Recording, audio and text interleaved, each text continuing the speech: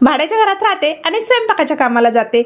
सकाळी सकाळी उठायचा इतका कंटाळा येतो। आज तर 5:45 झाले होते पण अजिबात डोळा उघडत नव्हता। असं वाटलं थोड्या वेळ झोपायला भेटलं तर बरं होईल, पण पुन्हा देवाचे आभार मानले की इतक्या सकाळी तू माझे डोळे उघडले। त्याच्यामुळेच मला इतकी छान नयनरम्य पहाट पाहायला मिळाली। 15 मिनिट अंगणात छान फिरून घेतलं।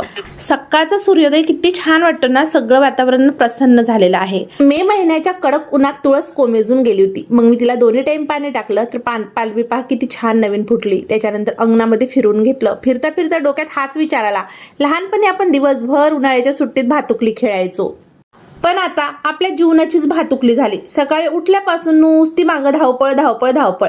जसा घड्याळीचा काटा पुढं पुढं सरकत होता तसे माझे एक एक कामं पुढं पुढं सरकत होते। मला सगळं 8 वाजेपर्यंत आवरायचे आणि 8 वाजताच मला ड्युटीवर जायचे। त्याच्यानंतर 12 वाजेपर्यंत माझ्या मागे एकसारखी धावपळ राहणार आहे। सकाळ झाली, ब्रश केला की लगेच चहाची आठवण येते। आज मी गुळाचा चहा मांडून घेतला। आता बाकीच्यांकडे तर मी स्वयंपाकाला जाणार आहे, पण माझ्या आणि माझ्या दीदीच्या पोटाची काळजी तर मलाच करावी लागणार, म्हणून पटकन वरण भाताचा कुकर लावून घेतला।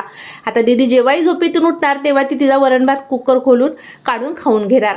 गुळाचा चहा मांडला खरं बाई, पण तो पण नासून गेला। मग जाऊ द्या, जसा होता तसा गुळाचा चहा पिऊन घेतला आणि चहाचे भांडे लगेच घासून ठेवले आणि आता पटकन आंघोळ वगैरे आटपून ड्युटीवर जायची तयारी केली। चला भेटू पुन्हा अशाच एका छोट्याशा ब्लॉग मध्ये। माझे व्हिडिओ जर तुम्हाला आवडत असेल तर नक्की फॉलो करा। बाय।